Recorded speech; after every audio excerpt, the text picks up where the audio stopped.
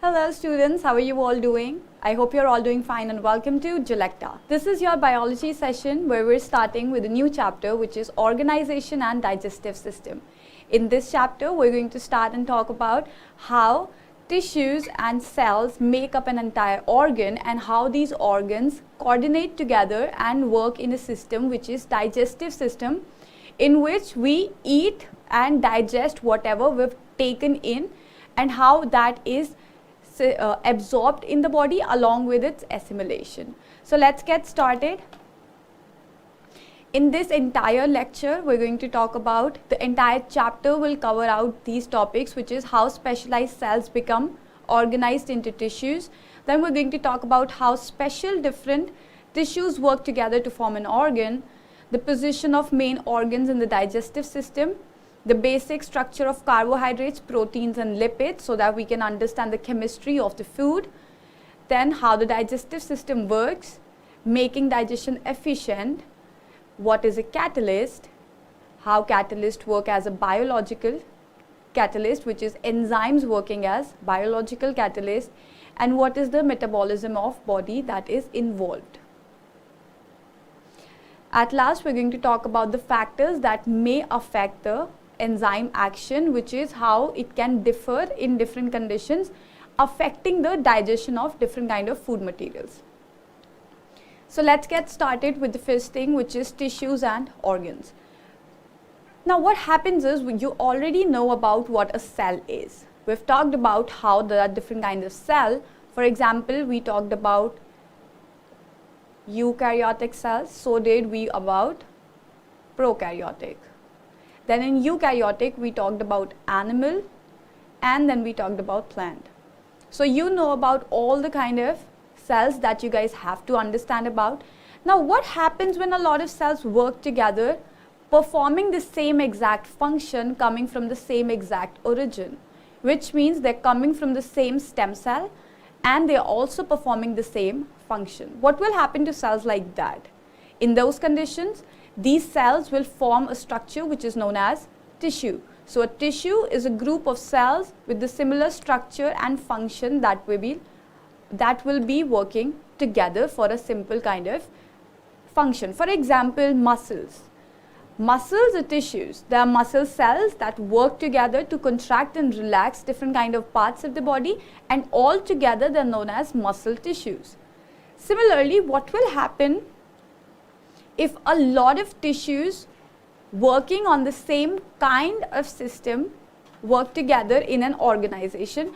What happens is, for example, if you talk about, there may be some, skin cells, then there might be some glandular cells, there might be some layers of different kind of mucus. What if we, take these different kind of tissues, clump them together and try and form a structure out of it? So when you clump different kinds of tissues together, you're going to form the organ. This organ is going to have different kinds of tissues, but all these kinds of tissues will be working together to actually work out the same thing. For example, in this, you see a stomach. Stomach may have a lot of different kind of tissues, but all the tissues all together in this organ are actually working in the digestive system. The main focus, the main function of these tissues are always going to be to digest the food. Now, if you take a lot of organs, make a system out of that, then it is known as organ system. For example, as the name of the chapter says, digestive system. After this, what happens when a lot of digestive systems and different kind of systems are put together in one body? That forms an organism. For example, in this here you see a rat. So a rat has a digestive system in which there's a stomach. In stomach there are different kinds of tissues working together, and in those tissues there are cells. So organs, again coming to the definitions of organ. Organs are a collection of tissues. Each organ contains several tissues all working together to perform one specific function, for example, the stomach. Now coming to an example in which you see three different kinds of tissues, and all these tissues are there in the same system, but these tissues are working for the different kind of functions, and but when they're clumped up together, they form one system. For example, look at this here. This is epithelial layer. We've talked about how the outermost layer of every organism is always going to be called as epithelium. So this is epithelial tissues. Then you see here, these are fats. Then you see here, and this blue one. Then you also see this pink one. So this yellow one is fats. So keeping aside the fats, because fats are not tissues, look at these blue one and the hair one. These both are your glands. So these are glandular tissues. On the other hand, the pink one is the muscular tissues. So the glandular tissues contain the secretory cells that can produce and release substances such as enzymes and hormones. There are muscular tissues that can contract and bring about movement, and then there's epithelial tissues covering the outside of the body as well as the internal organs. So these are different kinds of tissues. They're all present at different points of body, and all these together are working from the same kind of function. For example, if this organization is in the skin, we have hair cells, we have sweat glands, then we have muscles, and we have also epithelial layer. So this will be for protective reasons. At the same time, if this organization is present in the stomach, stomach has acid, so it's supposed to have a gland. Stomach also has muscular tissues around it, and it also has an epithelial layer which is covering outside of the stomach. So all three layers are present, but in stomach, these three layers together are working for the process of digestion. So similarly, what point are these three layers present are going to make a difference because of the kind of function that organ has ought to perform. Now look at these. First one are your cardiac muscles. These are your glandular muscles. You see pouches here. These pouches are where they're going to store their secretions, their hormones, maybe sweat sometimes, may even store some oil. On the other hand, this one is your epithelial tissues. So your muscles, muscular tissues, glandular tissues, and epithelial tissues. When you zoom in into your epithelial tissues or glandular tissues, you're going to see in glandular there are openings like this. In epithelial also there are some openings, but they are different from glandular tissues. How? There are a difference in the pores. For example, your face has a lot of pores. That's visible by the naked eye. So there might be pores or there might be glands. Now coming to the stomach, because that's what this chapter is going to talk about majorly. So you guys ought to understand the organization in the stomach. In the stomach, there are muscular tissues to churn the food and digestive juices in the stomach together. What they're saying is, if this is the container, that is your stomach, the food and the digestive juices are here, muscular tissues contract and relax to churn it, to mix that mixture, that two substances properly together so that the digestion can start. Moving to the glandular tissues, they are to produce digestive juices that break down the food, for example HCl and pepsin. We're going to talk about all the secretions that happen in the body in the further parts of the chapter, but here you need to understand that digestive juices are always stored in some kind of gland, and that gland is made up of glandular tissues. Then there is also epithelial tissues which cover the inside and the outside of the organ. Every organ, if this is the wall of the stomach, the inside is also epithelial, the outside is also epithelial. So outside, inside, inside, outside, all this is covered with epithelium. For example, your hand, here is also epithelium, so is here. Similarly, in your systems of organs, the same thing works out, the same thing follows, that both inside and the outermost layer is going to be epithelium. So if you guys look at the diagram, There are epithelial tissues, there are connective tissues for veins that are going to be around it. Then there are muscular tissues, and then there's nervous tissues. Why are nervous tissues present around the stomach? Why do you need nervous system or brain cells working around in your stomach? That is so that you can understand the feeling of hunger. We understand the feeling of hunger because there are nerve tissues that are around there. So there is a message sent to the brain that okay, the stomach is empty, has been empty for a long time, then it needs some amount of food so that it can start working. Pancreas is an organ that has two important functions. In the GIF, you see how it looks like under the microscope. Now, pancreas is something that is present in the digestive system but is not a part of it, which means it's almost like an accessory gland in the digestive system. And if you talk about the digestive system, it is one route from the mouth to the anus, and there's only one vein. It's like a one tube system. In that tube system, there are two things that are working individually, not being a part of that tube, but still helping in the process. These two things are, the first is liver and the second is pancreas. So pancreas make hormones to control the blood sugar. We've talked about this in the last chapter when we were talking about the production of insulin, as well as some enzymes that digest food. So that is how it helps in the process of digestion. It contains two very different type of tissues which produce these different secretions. What they're trying to say is insulin is one secretion, enzymes or digestive enzymes are the other. The tissues that are going to help in this are going to be different, which means if this is from tissue A, enzymes are going to be secreted from tissue B. So like that. They're never going to be secreted from the same tissue, but because tissues are supposed to perform the same function. So if A tissue has a function of producing insulin, B tissue is going to have a function of producing enzymes. Now talking about organ system. Organ system are a group of organs that work together to perform a specific function.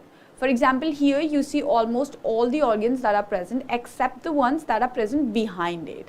For example, behind your intestinal area there are kidneys. So there's lungs, in this there's heart, there's diaphragm, stomach, there's liver, there's large intestine, there's small intestine, and at last there's rectum. So almost all the organs are present except there's no food pipe that you can see, there is no pancreas that you see, there are no kidneys or your reproductive system. But these are a lot of organs working together. All these organs working together for an organism is actually the system which is known as organ system. In a way, which one organ functions often depends on the other organ of the system. For example, you see food or you smell food, that's going to produce saliva in the mouth. So let me write it. If you see food or you smell it, two different organs are involved in both these. First is eye and the second is nose. You see them, then in your mouth there is saliva. Saliva is in the mouth. Then your stomach starts producing acid, which is in the stomach. Or sometimes even your stomach makes some kind of noise. So that's because of stomach. So all these things are interconnected. Similarly, there are lots of organ systems that are one way or the other dependent on each other. For example, liver you see here.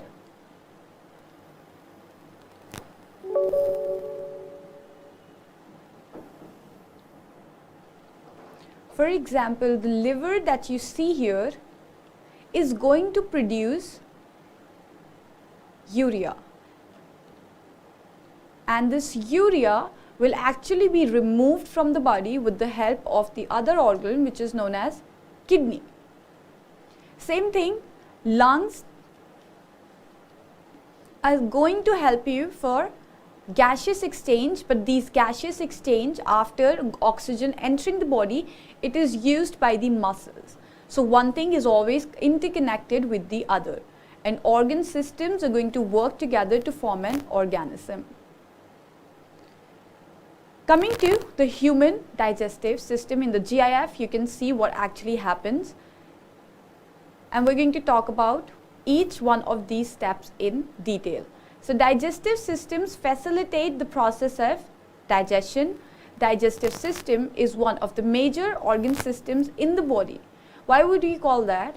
Because there are lots of organs involved, coming from mouth to esophagus to stomach. Then there is your small intestine, large intestine, and then ending to the rectum. Other than that, I told you that there are two different organs, which is pancreas and liver, involved in the same process while not being a part of the system. So this is one of the major ones because it involves a lots of organs, and at the same time it performs a very crucial process, which is digestion of food, so that we can have that energy that we need to perform different kind of processes. The length is 6 to 9 meter, that is 9 million times or 6 order of magnitude longer than the average human cell. I hope you guys remember what is order of magnitude now. So this is what is happening, and 9 million times being bigger than a human cell, it's a lot. And if I say the length, I mean from the mouth. So length is from the mouth to the anus. So from the mouth to the anus, there's just one tube which is at least 6 to maximum of 9 meter in length. The food that is ingested is made up of large insoluble molecules. For example, you eat bread. It's not possible for the body to take in bread as it is. The body has to break that bread particles down so that whatever is nutritive out of it can be absorbed in the body. These molecules are too large for the absorption, which is obvious. It's not like you eat the bread and your body absorbs the bread. If nothing, it is going to be a piece this big. Your body cannot possibly have this big of a pore to absorb the entire particle of the bread. So it would have to break it down and then absorb it. Therefore, there is a need to break down these larger molecules into smaller ones, soluble molecules that are then absorbed by the body easily. So what they're saying is that whatever you take in would be broken down in your body. Now here there's a word which is known as ingested, or if you're talking about the action or the process, actually is ingestion. This is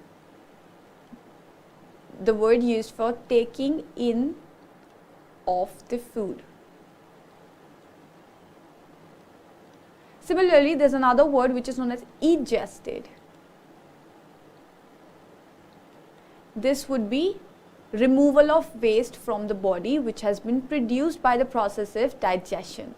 The food particle that cannot be absorbed by the body. So E means out, in means in. So like that you guys can remember it. Now coming to that, it's a muscular tube. These people, the author is actually talking about the mouth till anus, the tube, or the digestive tract that squeezes the food through it. So the tube is going to be muscular, specifically your throat tube, which is also known as the esophagus. This one is going to be muscular so that it squeezes the food down to your stomach. It starts from mouth and ends at anus. There are different organs and glands that help in this breakdown of food. Now let's label all these parts so that you can remember it in an easier way. Then we can go back on to digestion and the different kind of secretions that happen in the body. So the first opening for the digestive system is the mouth. Then here, the blue one that you see is going to be pharynx. Then there's esophagus. Then there is this, which is known as stomach. Then this one is known as the small intestine. Then the green one, which is known as large intestine. Then the blue one that you see is the rectum. And the opening of the rectum is known as anus.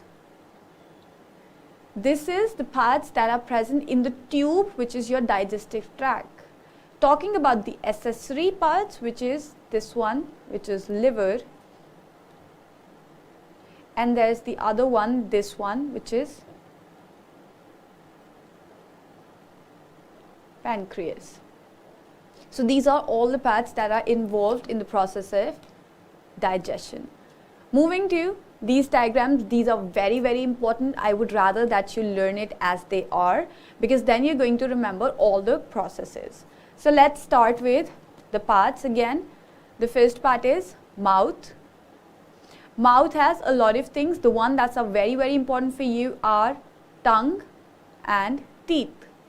Then there is pharynx. Below pharynx, there is esophagus. Now, before moving to the esophagus, there are different glands present in the stomach, or your mouth, sorry, which is salivary glands. There are 3 salivary glands, although you do not need to learn the name, but you need to know that there are 3 salivary glands that are there in the mouth. Moving down from the esophagus, you reach the stomach. In stomach, there are going to be a lot of secretions, which we're going to talk about. But there is no different kind of gland present in the stomach. The walls of the stomach itself facilitates the process of release of all those secretions, so you do not need to learn the name of the gland. Moving to the liver, there is the part which is brown one, which is liver. Then you see this green colored sac-like structure. This is known as gallbladder. Below stomach, exactly, if this is the stomach, behind it, there's a gun-like structure, which is known as the pancreas, and pancreas is present behind the stomach. So there is pancreas. In pancreas, you see there are linings here, a lot of linings. These are known as the pancreatic ducts. Now if you look at this properly, this are coming down here in the pancreas, meeting the pancreatic duct. These lining together are known as common bile duct. We're going to talk about what bile is, but this is the name of the duct. Then when it enters the small intestine, in small intestine there are 3 parts. The first part is known as the duodenum, which is this part, the C part. Leaving the stomach, entering the small intestine, so it's a C part. If you look in the back diagram, you can see it properly here, here and here. So there's a C-shaped curve, which is known as duodenum. Then there is jejunum, which is the upper part here, and ileum, which is like below this area. So the upper part, the uppermost part, which is C-shaped, is this duodenum. Then there's jejunum, and then there's ileum. After small intestine, the food is going to, or the digested food is, whatever particles are left are going to enter the large intestine. Before entering the large intestine, there is a small part which is known as appendix. Although appendix is not anymore used in human body because we usually eat cooked food, appendix was used for the breakdown of cellulose. I hope you guys remember that cellulose is the material that makes up the plant cell wall. So when there were, times when people used to live in the forest, nomads used to eat leaves. So those leaves were never cooked, so they had to have some structure which was going to dissolve the cellulose in the cell walls. So that's there, and then there's the green part which is known as the large intestine. In large intestine, there are different parts you do not need to learn. At last part, there is a rectum, and the opening is the anus. So this is what is happening in your digestive system. Coming to what is exactly happening as in what is the steps. The first step is going to be ingestion of food. After ingestion of food, you're going to have to chew it. After chewing, you're going to swallow it. After swallowing in the esophagus, there's going to be a peristaltic movement. A movement like this, which is pretty much why if you look at this, the wall of the, for example, you swallowed the food, so food is somewhere here.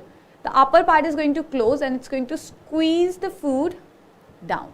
So that process is known as peristalsis. Then it's going to enter the stomach. There's going to be churning because of the muscular tissues around the stomach. Then it's going to enter the small intestine.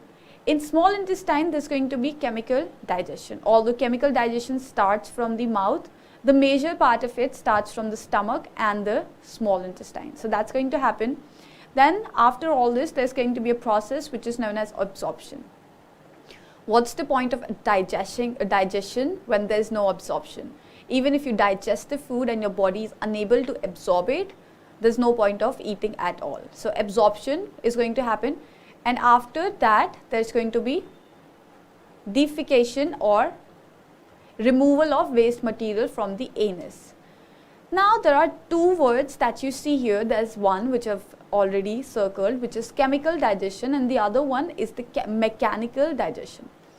So mechanical digestion and chemical. Mechanical always means the physical part. So physical part happens in two parts, mouth and stomach. Stomach because of the muscles, mouth because of the teeth and the tongue. So that's there. And then there is chemical, which starts from the mouth, although and it is followed till the small intestine. So all that is about digestion. I hope you've understood the basis of this chapter, because in the next section we're going to talk about further topics in this chapter. But I would like to wrap this part here, because you guys need to revise this and you guys need to learn this all before we start with the next section. So that's all for this lecture. I'll see you in the next lecture talking about a new topic. Till then, bye bye, take care.